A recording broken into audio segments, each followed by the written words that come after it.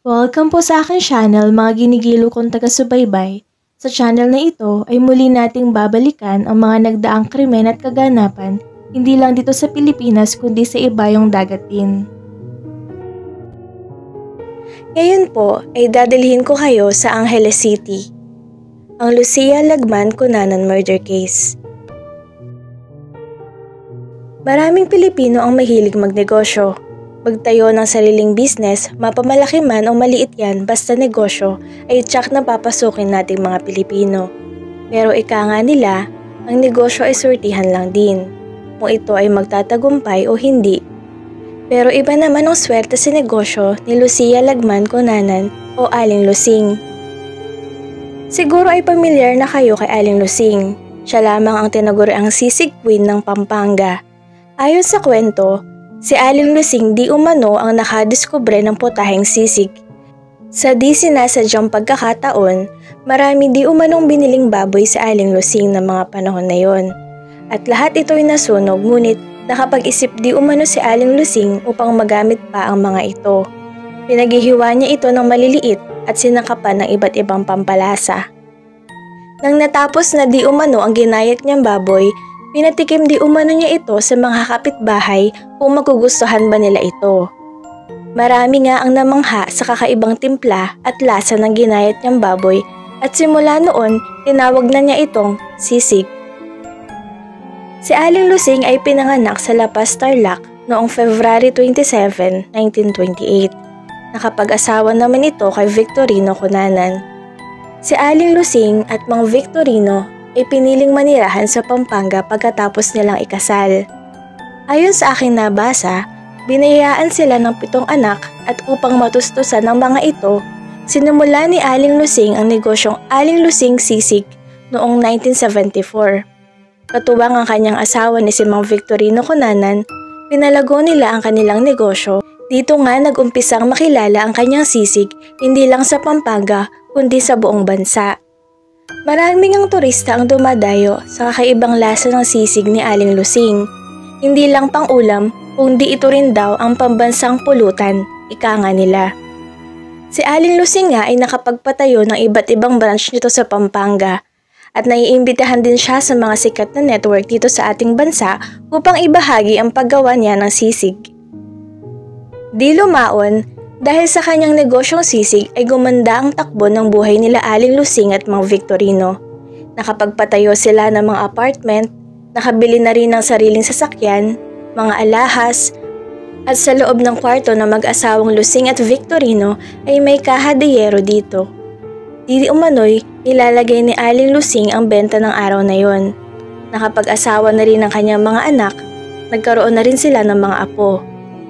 Samantala, ayon sa ulat na di umano'y laging pinapasok ng masasamang loob ang bahay nila Aling Lusing upang pagnakawan. Ayon sa anak niyang si Lolita Cunanan, na di umano'y apo mismo ni Aling Lusing ang nanloloob sa kwarto nilang mag-asawa upang pagnakawan. Malalaking halaga di umano ang nakukuha ng nasabing apo. Ayon sa aking pagre-research, ito di umano ang nangyari bago ang krimen.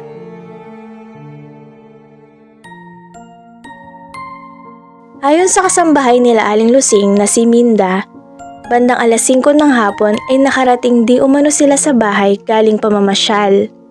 Bandang alas 6 ng hapon ay natulog di umano si Mang Victorino at ito ay nakainom na palagi niya di umanong ginagawa. Bandang alas 7 ng gabi, nanood di umano sila ni Aling Lusing ng telebisyon. Bandang alas 8 ng gabi, pumasok na di umano si Aling Lusing sa kanilang kwarto upang matulog. Ayon naman kay Mang Victorino na asawa ni Aling Lusing, sa pagitan ng alas 3 at alas 4 kinabukasan ay di umano'y inutusan siya ni Aling Lusing upang bumili ng pandesal.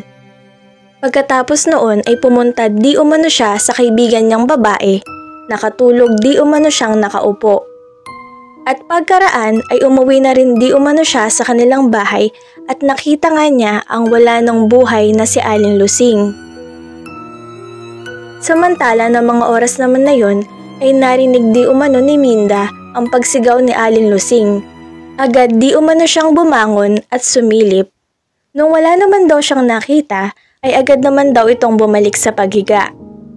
Winalang-bahala na lang daw ni Minda ang narinig ng pagsigaw dahil lagi naman daw itong nangyayari sa tuwing mag-aaway ang mag-asawa. Makalipas ang ilang minuto ay nakarinig di umano siya ng yabag. Pakiwari niya'y gising na si Mang Victorino. Nakarinig rin siya ng lagaslas ng tubig. Bandang alas 5 ng umaga, narinig di umano niya ang sigaw ni Victorino. Agad-agad di umano siyang pumunta sa kwarto ng mag-asawa upang tingnan ito. Dito na nga nakita si Mang Victorino at ang wala ng buhay na si Aling Lusing. Ayon kay Mang Victorino, parang alam na daw nila ang gumawa nito kay Aling Lusing dahil di umano lagi silang pinagnanakawan at kung minsan ay siya pa daw ang napagbibintangan ni Aling Lusing na kumuha ng pera. Ngunit ang kumukuha daw ng pera ay ang mga kabataang lulong sa ipinagbabawal na gamot. Ayon kay Mang Victorino, ay wala daw silang pera nung gabi na yun dahil inuwi daw ng anak nila ang pera. Ayon pa sa isang saksi, ang kapitan ng lugar nila, wala di umanong forced entry o persahang pinasok ang bahay nila. At ayon naman kay Minda, wala rin di umano siyang narinig na ingay nung nangyari ang krimen. Samantala, ayon sa pahayag ng pulis na si SPO4 Edsel Bautista, nagtamo si Aling Lusing ng 29 saksak sa iba't ibang parte ng katawan. May malalim at mababaw. Natamo ni Aling Lusing mula sa matilim na bagay. Ayon naman sa mga nabasa kong ulat, pinukpok pa di umano ng martilyo ang ulo ni Aling Lusing, kaya nabasag di umano ang bungo nito. Wala rin sa crime scene ang kutsilyo at martilyo na ginamit sa pagpatay.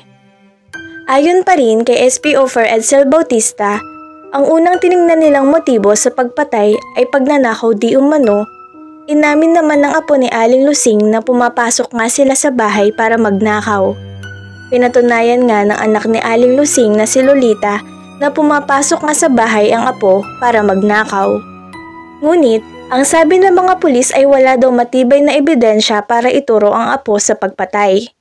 At isa pa, di umano ay wala daw nawawalang gamit si Aling Lusing ng gabi ng krimen. Ngunit, ang pahayag ni Victorino ay nawawala daw di umano ang alahas ni Aling Lusing. Singsing, hikaw at kwintas daw ang nawawala. Pero itinanggi ng pulis na nawawala di umano ito dahil nandoon daw ang alahas at pera ni Aling Lusing. Kaya, inisang tabi ng mga pulis ang motibong pagnanakaw sa krimen. Muling nag-imbestiga ang mga pulis. Kinuha ang mga pahayag ng mga taong nakakakilala kay Aling Lusing. Ngunit ang isang pahayag ang labis na tiningnan ng mga otoridad. Ang pahayag ni Minda, ang kasambahay nila Aling Lusing. Sinalaysay nga niya ang nangyari na nag-away di umano sila Aling Lusing at Victorino na madalas naman nilang ginagawa. At isang sigaw daw ang kanyang narinig mula kay Aling Lusing. Kasunod noon ay naging tahimik na di umano ang bahay. At makalipas ang ilang minuto'y narinig niya ang yabag ng mga paa. Ayon sa Soko, ay nakita nga di umano nila ang nasabing bakas ng mga paa kaya inimbitahan nila si Victorino upang imbestigahan. Ayon sa pulis na si SPO4 Edsel Bautista, inimbitahan din nila ang mga anak at mga apo upang i-examine at maipasa sa Soko. Ngunit hindi naman tugma ang mga bakas ng paa. Labis ang pagdaramdam ng mga anak dahil di umano'y nadadawit ang kanilang ama sa pagpaslang kay Aling Lusing. Hinding-hindi daw magagawa ng kanilang ama na patayin ang kanilang ina. Ayon naman kay Victorino, hindi niya kayang saktan si Aling Lusing. Sa tagal na di umano nilang mag-asawa ay di niya daw ito napagbuhatan ng kamay. Ayon sa aking nabasa sa mga website, ay kaya daw nagawa ni Mang Victorino na paslangin si Aling Lusing dahil di umano'y tumanggi si Aling Lusing na bigyan si Mang Victorino ng pera para ibigay sa kanyang mistress. Ito po ay ayon sa isang website na aking napuntahan. Samantala, na ifa-file na ang kaso kay Mang Victorino ay wala ni isa di umanong tumugon sa pamilya Cunanan upang sampahan si Mang Victorino. Ngunit, ang kapulisan ay nanindigan na si Mang Victorino ang gumawa ng krimen. Kaya ang dating Chief of Police na si Danilo Cadiz ang tumayong complainant sa nasabing kaso. Samantala, ayon naman sa pamilya Cunanan ay kahina-hinala di umano ang pahayag ni Minda sa mga pulis dahil makaraan ng investigasyon, agad-agad daw itong tumakas. Ayon naman sa mga pulis, sa kanilang pag-iimbestiga ay malayong si Minda ang gumawa ng krimen. Wala daw itong kakayahan upang saksakin si Aling Lusing. Hindi rin nila alam kung nasaan si Minda sa mga panahon na to. Lubos naman ang pagtanggi ni Mang Victorino sa krimen. Sa ngayon ay hindi pa rin nabibigyan ng hustisya ang sinapit ni Aling Lusing. Ang tanging hiling ng kaanak ay lumabas na ang tunay na may sala sa krimen. Ayon kay Mang Victorino sa isang interview, kung ano daw di umano ang gagawin niya kung lumutang ang totoong may sala sa krimen, and I quote, "Wala na akong magawa, ano pa ang gagawin ko? Alam ng Diyos di ko magagawa yun. Bahala ang hustisya, ano gagawin ko, ako na lang ang papatay. Bahala na ang Panginoon sa kanila." Ayon kay Lolita na anak ni Aling Lusing, and I quote, "Konsensya na lang nila, bahala na ang Diyos sa kanila kung sino man yun. May kagagawan sa pagkamatay ng nanay ko, sana magsisi ka na. Pagdasal mo na lang ang nanay ko, at saka ikaw, magsisi ka na rin talaga." Sana po ay nagustuhan ninyo ang Tagalog real life crime story ko ngayon.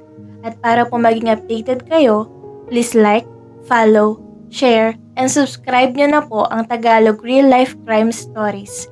Ako po ay bukas sa inyong mga opinyon, suwestyon at saloobin tungkol sa istoryang ito. Mag-comment lang po kayo sa baba. Hanggang sa muli po mga ginigilo ko.